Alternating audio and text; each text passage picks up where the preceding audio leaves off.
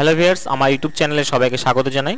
আজকের বিষয় হলো কল্যাণী ইউনিভার্সিটিতে যদি আপনারা মাইগ্রেশন সার্টিফিকেটের জন্য অনলাইনে আবেদন করে থাকেন এবং পেমেন্ট যদি কমপ্লিট হয়ে থাকে, তাহলে মাইগ্রেশন সার্টিফিকেট অনলাইন থেকে কিভাবে আপনারা ডাউনলোড করবেন আজকে আমি আমার এই ভিডিওতে দেখাবো। তো ভিডিওটি আপনারা শেষ পর্যন্ত দেখুন, তাহলে সব কিছু বুঝতে পারবেন।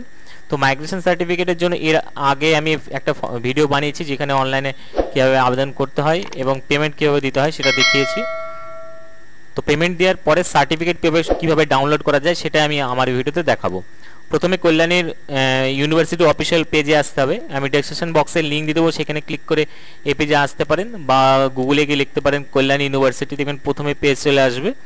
এখানে ক্লিক করলে এরকম একটা পেজে আসবেন। আসার পরে এখানে স্টুডেন্ট জোন বলে যে অপশনটা রয়েছে এখানে ক্লিক করতে হবে।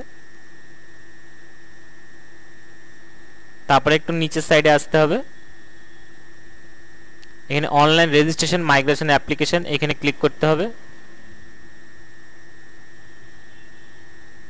তারপরে রেজিস্টার্ড স্টুডেন্ট এখানে ক্লিক করতে হবে। এখানে ইউজার নেম এবং পাসওয়ার্ড লিখতে হবে। তো যখন আপনারা অনলাইনে আবেদন করেছিলেন তখন ইউজার নেম আর পাসওয়ার্ড আপনারা ক্রিয়েট করেছিলেন সেটা এখানে লিখতে হবে। লগ ইন করার পরে আপনার সামনে এরকম ড্যাশবোর্ড চলে আসবে যেখানে আপনার নাম দেখতে পাবেন এইখানে। তারপরে এখানে 3 ডট যেটা অপশনটা আছে এখানে আপনাকে ক্লিক করতে হবে। নিচের সাইডে আসবেন, এখানে অ্যাপ্লাই নিউ মাইগ্রেশন এটা লেখা রয়েছে, এখানে ক্লিক করতে হবে। ক্লিক করলে আপনার সামনে এরকম একটা পেজ চলে আসবে যেখানে আপনার এখানে নাম দেখতে পাবেন এবং আপনি এটা আর্জেন্টের জন্য ফর্ম ফিল আপ করেছিলেন। এখানে এআই নাম্বার দেখাবে, এআইএন নাম্বার। এখানে মাইগ্রেশনের কি কারণের জন্য আপনি মাইগ্রেশন সার্টিফিকেট তুলছেন সেখানে লেখা থাকবে। তারপরে ডান দিকে দেখবেন অ্যাপ্রুভ লেখা রয়েছে, স্ট্যাটাস। এখানে পেজ ফিজ লেখা রয়েছে, মানে এখানে আপনি পেমেন্ট দিয়েছেন তার রিসিপ্টটা পাওয়া যাবে। এবং তার নিচে দেখুন ডাউনলোড সার্টিফিকেট এখানে রয়েছে। এই ডাউনলোডে আপনি ক্লিক করলে আপনার সামনে একটা সার্টিফিকেট ডাউনলোড হয়ে যাবে, অর্থাৎ পিডিএফ ডাউনলোড হয়ে যাবে। তো পিডিএফটা ওপেন করার পরে আপনাদের সামনে এরকম একটা সার্টিফিকেট চলে আসবে। এটা হচ্ছে ইউনিভার্সিটির মাইগ্রেশন সার্টিফিকেট, ই মাইগ্রেশন সার্টিফিকেট।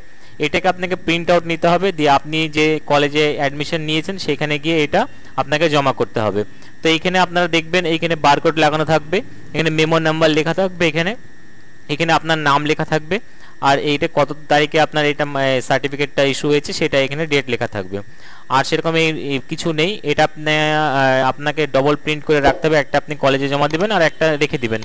যদি এটা কোনো কারণে হারিয়ে যায় তাহলে আপনাকে আবার পুনরায় আপনাকে এখান থেকে ডাউনলোড করতে হবে, বা ডুপ্লিকেটের জন্য আপনি আবেদন করতে পারবেন, অসুবিধা নেই। তো আশা করি পুরো তথ্য দিতে পেরেছি। যদি কোনো অসুবিধা হয় তাহলে কমেন্ট বক্সে অবশ্যই কমেন্ট করবেন। ভিডিওটি শেষ পর্যন্ত দেখার জন্য ধন্যবাদ। আজকে পর্যন্তই।